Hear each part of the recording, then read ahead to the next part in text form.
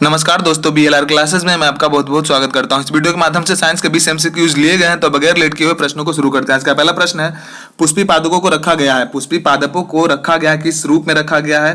Cryptogams में, फेनरोगैम्स में, bryophytes में या फिर टेरिडोफाइट्स में? ऑप्शंस को देखें। ऑप्शंस के लिए 3-4 सेकंड दिए जाते हैं, तब तक आप टिक करके बताएं और कमेंट बॉक्स में जरूर बताएं। तो फेनरोगैम्स इसका सही जवाब हो जाएगा। पुष्पी पादपों को फेनरोगैम्स में रखा गया है। अगले प्रश्न की तरफ बढ़ते हैं। अरस्तु का लालटेन है। अरस्तु का लालटेन हम किसे कह सकते हैं? ऑप्शंस को देखें, थोड़े से लंबे ऑप्शंस लिए गए हैं, तो ए होना चाहिए, बी या फिर सी, कौन से ऑप्शन होना चाहिए, या फिर डी होना चाहिए? ऑप्शंस को देखें आप लोग, बिल्कुल सही से ऑप्शंस को देख लें। ऑप्शंस को देखें आप लोग। ऑप्शन बी इसका सही जवाब हो जाएगा। समुद्री अर्चिन के आहार तंत्र में चबाने वाला यंत्र, अरस्तु का लालटेन, इसे ही कहा गया है। अगले प्रश्न की तरफ बढ़ते हैं। कुनैन के अतिरिक्त निम्नलिखित में से कौन एक शाकीय औषधि मलेरिया के उपचार के लिए प्रयोग की जाती है? कुनैन के अलावा मलेरिया में के उपचार में लाया जाने वाला जो शाकीय औषधि है, कौन सा हो सकता है? आर्टिथर ग्लेस या फिर ल्यूटिविट या फिर सिनेरिया? ऑप्शंस को देखें आप लोग, बिल्कुल सही से। मलेरिया के उपचार में कौन से हम औषधि का उपयोग कर सकते हैं? तो आर्टिथर इसका सही जवाब हो जाएगा। कुनैन के अलावा हम आर्टिथर से भी मलेरिया का उपचार कर सकते हैं। अगले प्रश्न की तरफ बढ़ते हैं। नाभिकीय रिएक्टर में न्यूट्रॉन नियंत्रक के रूप में निम्नलिखित में से क्या प्रयोग किया जा सकता है? भारी जल, ग्रेफाइट, कैडमियम या बोरॉन या फिर एल्यूमिनियम? सही से देखें आप लोग ऑप्शंस को, किस इसका प्रयोग किया जाना चाहिए न्यूट्रॉन नियंत्रक के रूप में? कैडमियम या बोरॉन इसका सही जवाब हो जाएगा, ऑप्शन सी। अगले प्रश्न की तरफ बढ़ते हैं। न्यूटन की गति का प्रथम नियम क्या कहलाता है? न्यूटन की जो गति का प्रथम नियम है क्या कहलाता है? संवेग संरक्षण का नियम, जड़त्व का नियम, गतिशीलता का नियम या फिर इनमें से कोई नहीं? ऑप्शंस को देखें। जड़त्व का नियम इसका सही जवाब हो जाएगा। न्यूटन की गति का प्रथम नियम को हम जड़त्व का नियम कह सकते हैं, rule of inertia, law of inertia भी हम लोग कह सकते हैं इसे। छठे प्रश्न की तरफ बढ़ते हैं। ग्लाइकोलिसिस का अंतिम उत्पाद होता है। ग्लाइकोलिसिस का अंतिम उत्पाद क्या होता है? ऑप्शंस को देखें आप लोग, बिल्कुल ध्यानपूर्वक ऑप्शंस को देखना है आप सबको। ग्लूकोज, पायरुविक अम्ल, इथाइल अल्कोहल या फिर मिथाइल अल्कोहल? पायरुविक अम्ल इसका सही जवाब हो जाएगा। पायरुविक अम्ल जो होता है ग्लाइकोलिसिस का अंतिम उत्पाद होता है। ऑप्शंस को देखते हैं। यदि किसी पुरुष का रक्त वर्ग ए बी हो तथा महिला का रक्त वर्ग बी हो, तो उनकी संतानों में निम्नलिखित में से कौन सा रक्त वर्ग उपस्थित नहीं हो सकता है?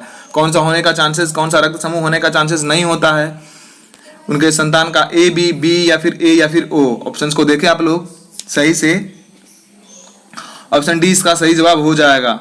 ओ ग्रुप का जो रक्त होता है नहीं हो सकता है। ओ ग्रुप के जो जिनके पास ओ ग्रुप का रक्त होता है उन्हें हम सर्वदाता भी कह सकते हैं।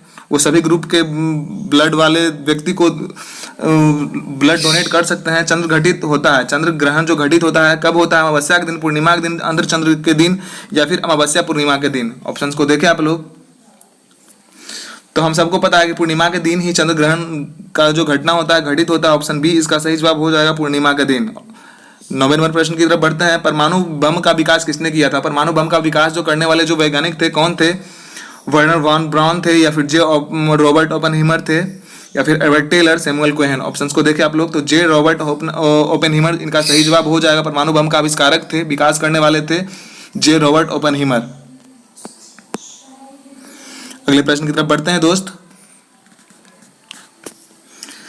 मानव शरीर में स्टेपिस है। मानव शरीर में जो स्टेपिस है क्या है? सबसे बड़ी ग्रंथि है, सबसे छोटी ग्रंथि हड्डी है या फिर सबसे बड़ी हड्डी है या फिर सबसे छोटी ग्रंथि है? ऑप्शंस को देखें आप लोग। मानव शरीर में जो स्टेपिस है शायद सबको पता होगा। स्टेपी जो होती है कान में उपस्थित होती है, जो सबसे छोटी हड्डी होती है। ऑप्शन बी इसका सही जवाब हो जाएगा। अगले प्रश्न की ओर बढ़ते हैं दोस्त। वास्तविक केंद्रक किसमें अनुपस्थित होता है? जो वास्तविक केंद्रक जो होता है किसमें अनुपस्थित, यहाँ पूछ रहा है। अनुपस्थित पूछा जा रहा है दोस्त, अनुपस्थित। कवक में, लाइकेन में, जीवाणु या फिर हरे शैवाल में? ऑप्शंस को देखें आप लोग। जीवाणु इसका सही जवाब हो जाएगा। वास्तविक जो केंद्रक होते हैं जीवाणु में अनुपस्थित होते हैं। बढ़ते हैं अगले प्रश्न की ओर। टेलीविजन सिग्नल एक विशिष्ट दूरी के बाद सामान्यतः टीवी सेट द्वारा ग्रहण नहीं किए जाते हैं, इसका कारण क्या होता है? बहुत दूर हो जाने के कारण जो टीवी सिग्नल होता है नहीं कैच कर पाता है अपने सिग्नल्स को, इसका कारण क्या होता है? सिग्नलों का दुर्बल होना, दुर्बल रिसीवर एंटीना या फिर वायु में सिग्नलों का अवशोषण होना या फिर पृथ्वी की वक्रता?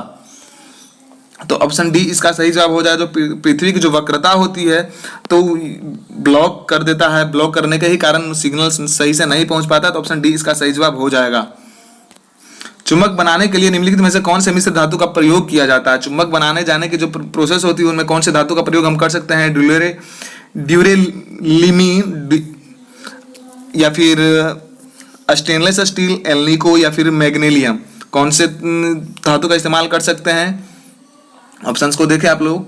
एल्किनो इसका सही जवाब हो जाएगा। चुंबक बनाने के लिए हम एल्किनो धातु का उपयोग कर सकते हैं। अगले प्रश्न की तरफ बढ़ते हैं।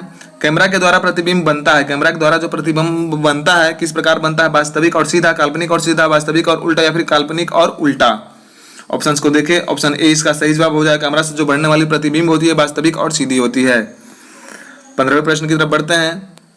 चूहों को मारने की दवा है, चूहों को मारने की जो दवा है क्या कहलाती है? सोडियम क्लोराइड या फिर zinc chloride, zinc carbonate, zinc phosphide? Options को देखें आप लोग। ऑप्शन डी इसका सही जवाब हो जाएगा। ऑप्शन डी इसका सही जवाब हो जाएगा। चूहे को जो मारने वाली दवा होती है जिंक फॉस्फाइड हम कह सकते हैं इसे। अगले प्रश्न की तरफ बढ़ते हैं। लाइकेन मिश्रित जीवी है जो बने होते हैं, लाइकेन जो मिश्र जीव हैं जो बने होते हैं किस प्रकार से बने होते हैं? कवक एवं जीवाणुओं से, कवक एवं शैवाल से, कवक और एवं ब्रायोफाइटा से या फिर शैवाल एवं जीवाणुओं से? लाइकेन मिश्र जीवी किस प्रकार से बने होते हैं? ऑप्शंस को देखें आप लोग। कवक और शैवाल इसका सही जवाब हो जाएगा। लाइकेन जो बने होते हैं कवक एवं शैवाल से बने होते हैं। अगले प्रश्न की तरफ बढ़ते हैं दोस्त। एक चालक का प्रतिरोध 440 ओम है, यदि इसमें 110 वोल्ट की स्रोत से जोड़ा जाए तो कितना धारा प्रवाहित होगा? ऑप्शंस को देखें आप लोग।